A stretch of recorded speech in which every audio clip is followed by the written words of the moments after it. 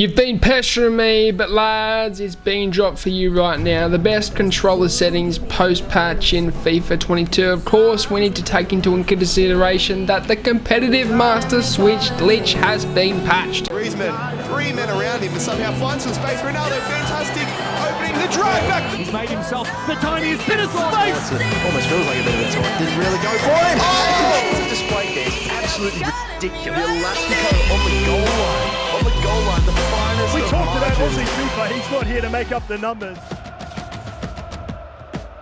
Of course, as I was saying, lads, contextual agile dribbling, auto clearances, auto flare pass, auto shots, assisted headers, they're all on off. Manual jockeying, defending, tactical defending is on default. But we have from through pass and assistance all the way down to trigger resistance to decide what we want to use in terms of those controller settings. In terms of through pass assistance, this is to be left on assisted because it will help you guys through ball, through the defense, into the path of the attacker. Now, I have recommended to you guys in the past not to perform regular through balls, but if you are wanting to, this will at least assist you in terms of finding the path of that through ball through to your attacker. FIFA trainer is on high. We then have time finishing. It is of course on.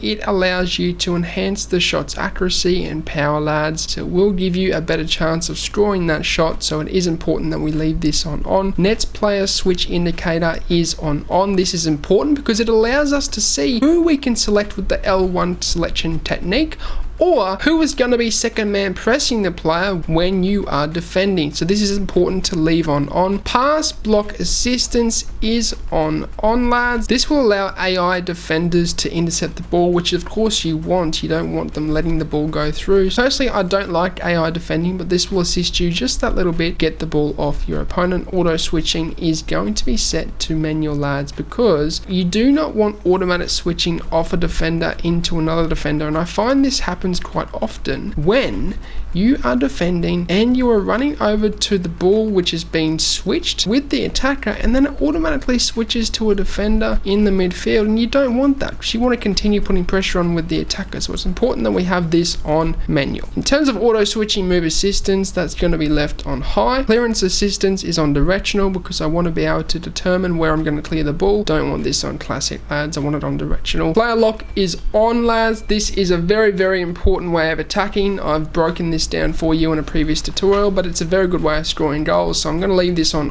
lads, and there will be a more in-depth tutorial on player lock in the future, so be sure to watch out for that. Icon switching is on. Having said that, icon switching is something I wouldn't recommend you guys using because it's not that useful. I'd rather you guys use right stick switching because it seems to be more effective in FIFA 22. Right stick switching, of course, is on player relative. Ground pass assistance is on assisted. You want the most assistance that you can get in terms of passing this year, so lads, it's important that we leave this on assisted. Shot assistance, again on assisted, lads. You want to have assistance when you are shooting, otherwise it will always go wide or over the bar, so it's important that we leave this on assisted. Cross assistance, yet again on assisted. This will allow us to cross the ball in and have the ball lock onto an attacker rather than having it on manual, which will not always lock onto the attacker and it may go over, it may go too short, so it's important we leave this on assisted. Lob pass assistance is on assisted, lads. Again, you want to do a lob through ball or a lob pass, it is important that it does lock onto your player. If you have this on manual, it will not lock on. Save assistance on assisted, that is quite obvious. You want the opponent's shots being blocked when you can. Analog sprint is on. Pass receiver lock is late. User vibration feedback enhanced. Trigger resistance off. In terms of feedback, lads, I would sometimes leave this on off. You can have it on or off, it's up to you. I like it on off because then you don't have any vibrations when you're attempting to play and it doesn't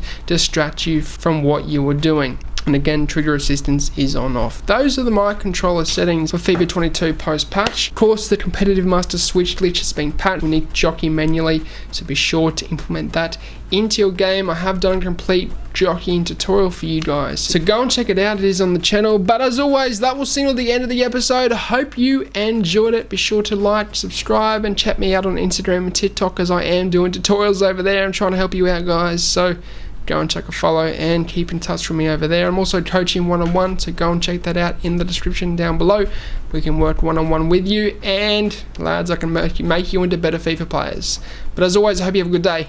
I'm out. Sayonara, au revoir, adios, salam, ciao, and goodbye.